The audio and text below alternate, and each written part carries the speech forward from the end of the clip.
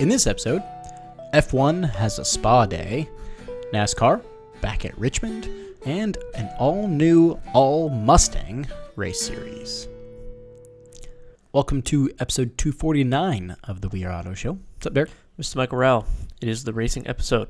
What is new? Well, the quest has begun. I officially picked up a wheel and pedals. For your car? No, for a computer.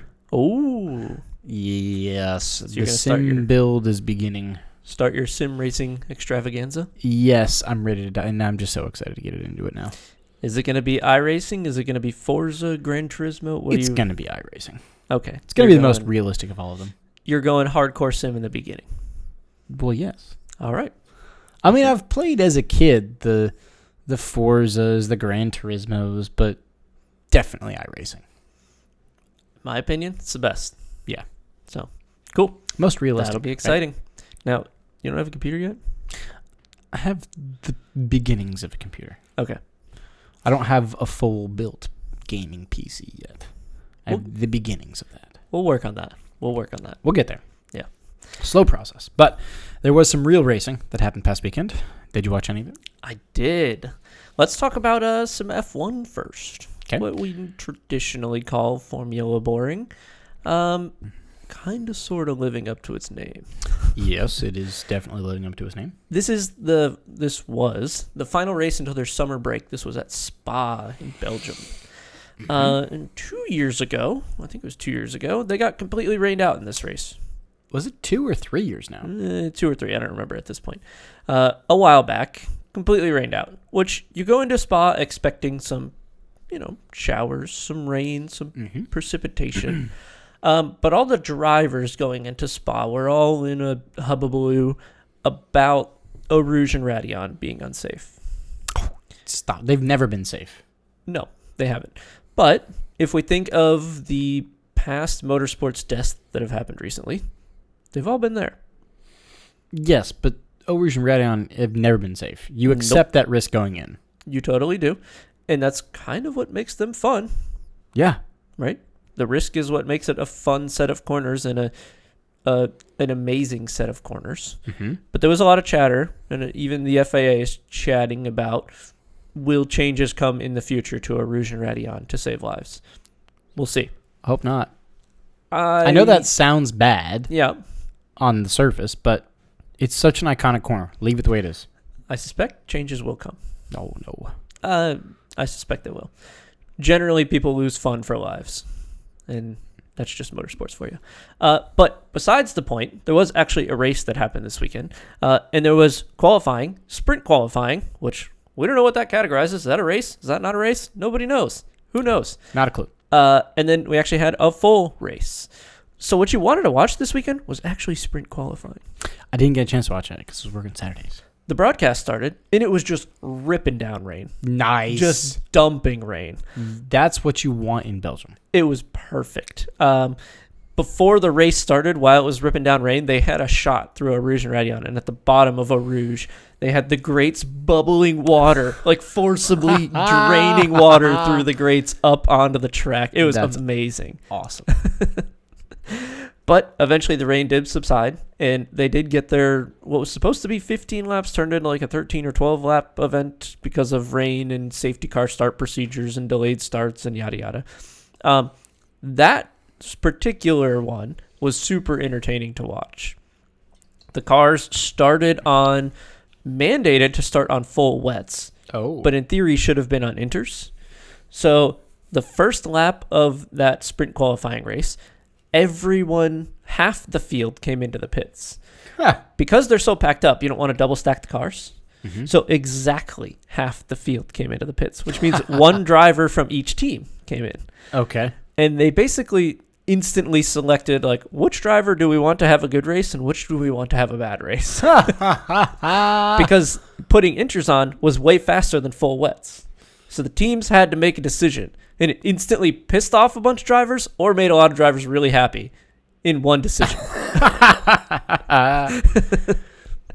So that was a fantastic start to a Grand Prix. It sounds like it. Whatever you call the sprint races.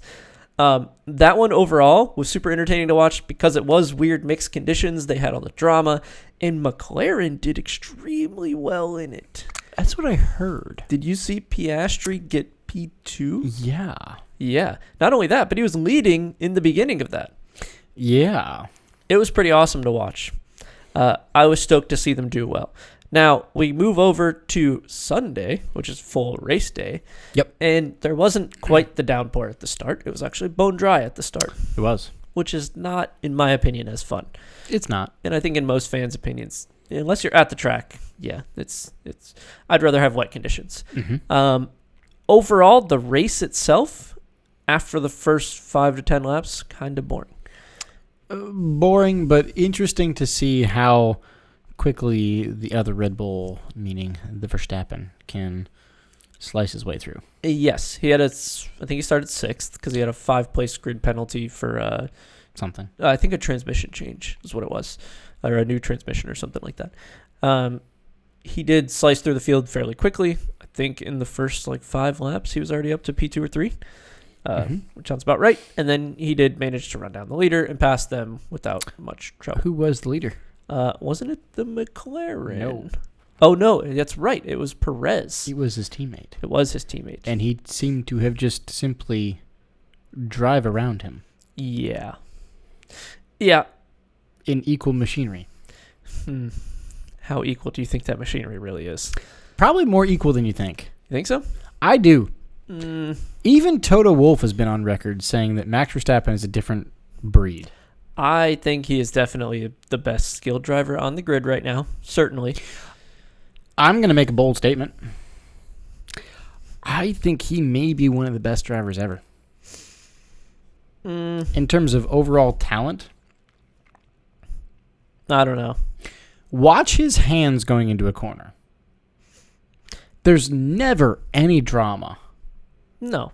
He's the smoothest, most buttery, gentle-looking driver in the whole field. He did have one step out through a Rouge and Radion. Right, because it was getting wet. Yeah. It was getting wet, and it backstepped out and just went, fixed, and then drove away. It was sketchy for a moment, but just a moment. And he gathered it up well. He just, I don't know. Is he human?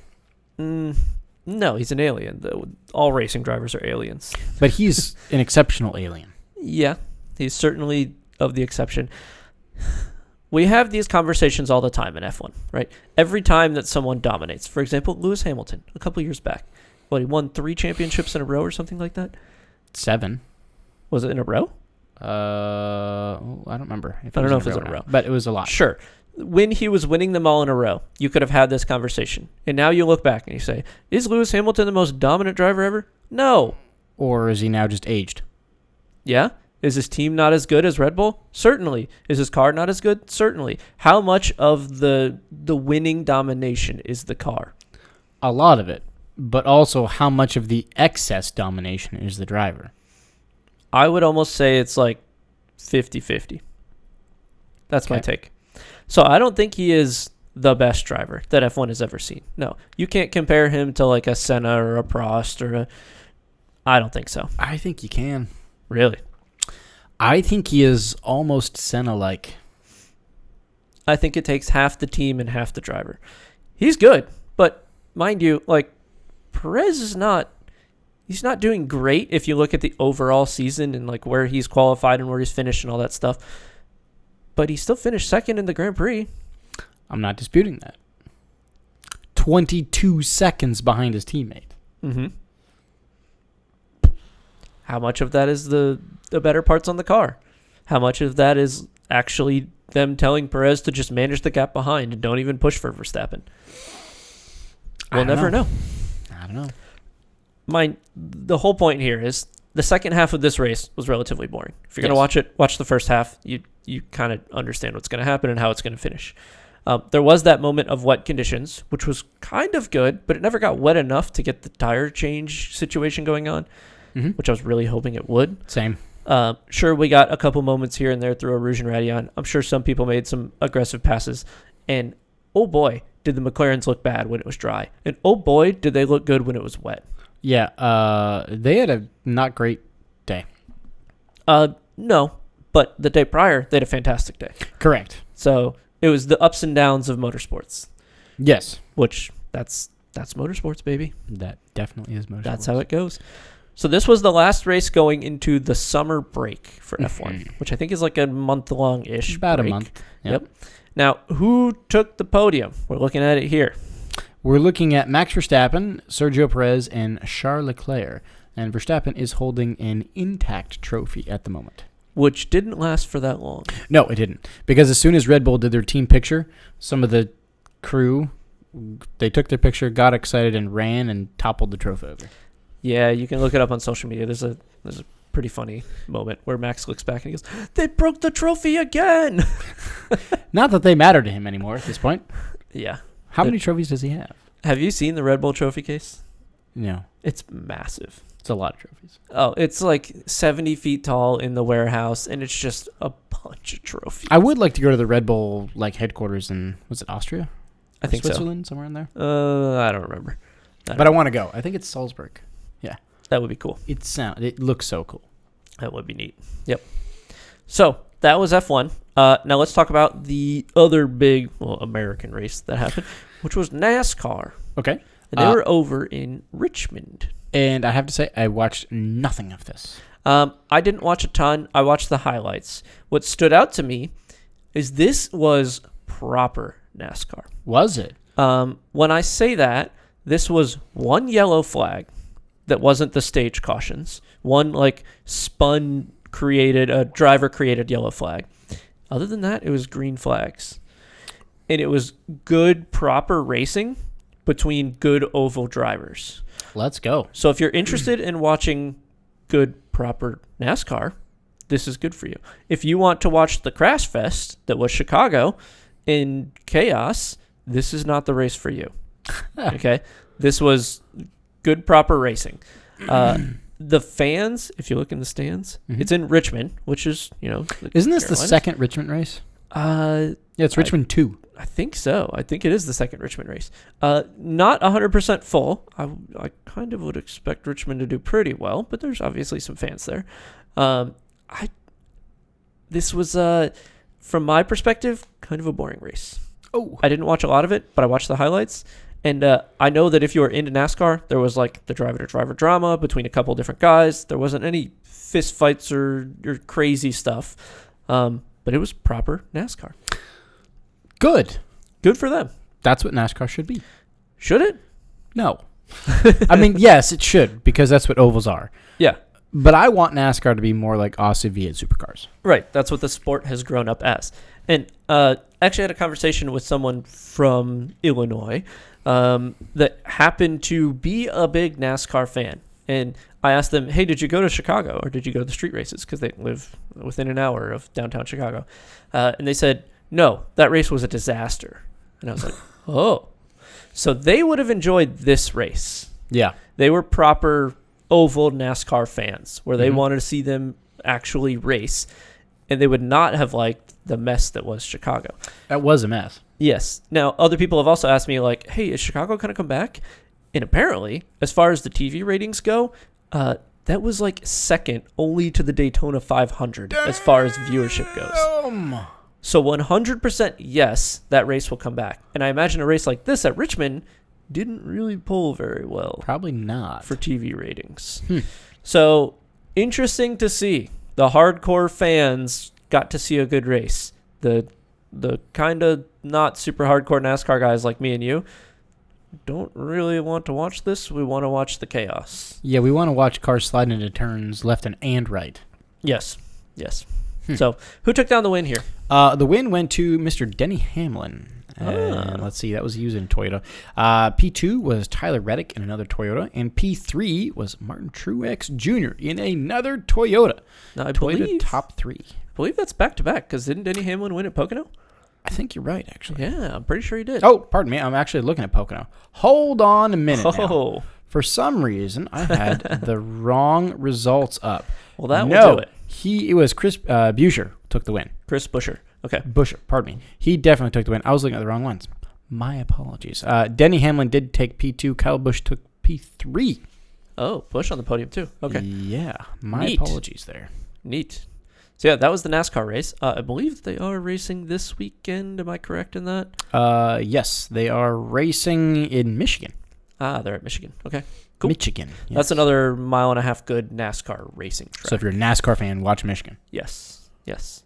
All right, let's shift gears and talk about some road racing stuff because there has been a new series coming out. There has been, and it's got to do with the Mustang. So Ford is working with IMSA to sanction this new Mustang, like a spec Mustang series. So this is all for the new Mustang Dark Horse R, which is kind of like a GT4 Mustang, but kind of not. It's like a little bit less than a GT4 kind of Mustang. That's what I was going to ask. It's not really a GT4, but it's also not a GT4. Like it's not a street legal car. It is an actual race car. Okay. But it's not really a GT4 car. It's called the Dark Horse R. It costs $150,000. Okay. It's expensive. What's a Porsche Cup car? About the same. Yeah, because that's not a GT car. You can't class that in GT4.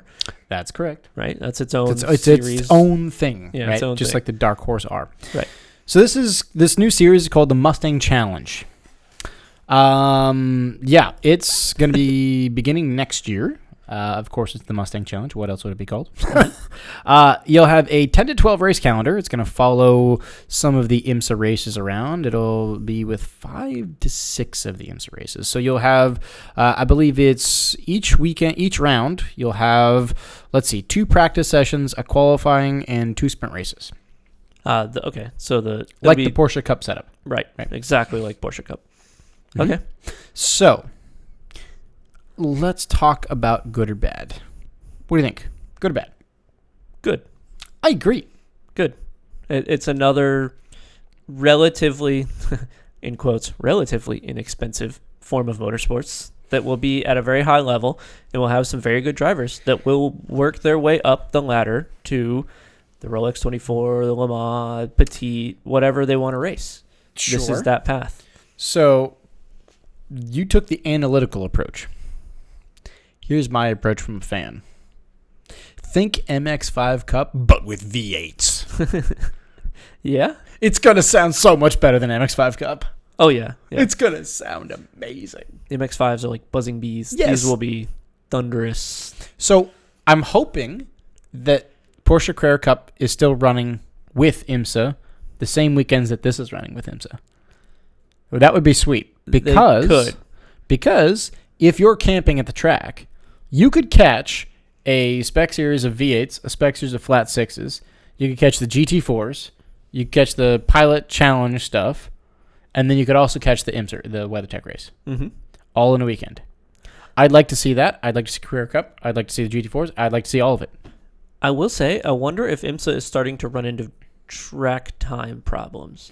I don't necessarily. I've thought about that as well, but I don't know if they do because I feel like there's probably also still a lot of dead time at the track on a good weekend. Yeah, I don't know off the top of my head. Especially considering, particularly for Sebring, that the WEC isn't going to be there anymore. Sebring's a bit of an outlier. It is. Daytona's an outlier. Yeah. I'm talking about Road America. Or Watkins Glen or Long Beach or I Mid-Ohio. still think there's probably a lot of dead time in the track. I think so, but I think you can't bring this series to Long Beach alongside Porsche Cup in IndyCar, in Road to Indy, in Indy Next, in S2000 or whatever they call those. Fair. They're certainly going to. You can't just keep on adding series because they just added the GT4 and LMP3 series, right? Yeah. They just added this. Yes, but some of those don't go to the same tracks, right? I know. So I don't think GT4 LMP3 goes to tracks like Long Beach where Indy is. I agree. And also, GR86 Cup just got created. And that's SRO, though. I know it's different. But they're all in North America vying for track time at all these tracks. Mm-hmm. There are a lot of series that are now trying to vie for these tracks. So, just a thought. I see where you're going. You can't just keep on adding series forever. You can't? No. Oh, okay. No. Either way, I'm excited to watch a hopped up MX-5 Cup with V8s. It'll be great. The racing will probably be fantastic. The racing will be great. It'll sound great. I'm excited. Okay, let me ask you this question. If you are a Porsche Cup driver or an MX-5 driver, do you have the thought pop in the mind? Oh, Do for I sure. buy one? Yeah. Definitely you do. Would you? Probably. And if they were at the same track on the same weekends, Probably. that'd be even better. Yeah. Because you could haul them both in the same trailer and just race Yeah. two different series. In theory, Definitely. that'd be neat. I'm sure the license levels will be very similar. Yeah. It will be interesting to watch and listen to. I'm glad that they're doing this. Now, do we know if... we know GT3 is coming. Do we know that GT4 is coming for this car? Yes. Okay. Mm-hmm. So they're going to have full spec series GT3 and GT4. Yeah. Jeez. They're going all in on the new Mustang. Ford apparently. is going all in. Good for them. Yeah. It's going That's to be cool. wild. So, yeah, that's the new Mustang Challenge. Solid. Now, this weekend, there is some racing to watch. NASCAR, like we talked about, that's at Michigan. IndyCar is going to have a crash fest again. They're in Nashville Fantastic. because Nashville is absolute, just ridiculous. Maybe the bumpiest track they go to. It's really bumpy, really narrow. Not great for the spectators. Yeah. No, Yeah, it's, you're going to spend 74.2% of the time under yellow. but I'm going to watch it because it's going to be great. Oh, for sure. It's worth watching. 100%. But for me, the race that I really want to watch is IMSA. They're at Road America. Yes. That will be great to watch. That'll be a good track. Yeah. So that's all I got for episode 249. Do you have anything else? I do not. And that's going to wrap us up. Thanks so much for watching and listening. If you're watching on YouTube, please subscribe to the channel, leave a thumbs up, and drop a comment on the video. Let us know what you think about this new Ford Mustang Challenge race series. That I will be curious to know. And if you're listening on audio only, send us those thoughts via social. Facebook is We Are Auto, Instagram is We Are Auto _, YouTube is We Are Auto, and our website is weareauto.io. So, thanks again. Catch you guys in the next one. Peace.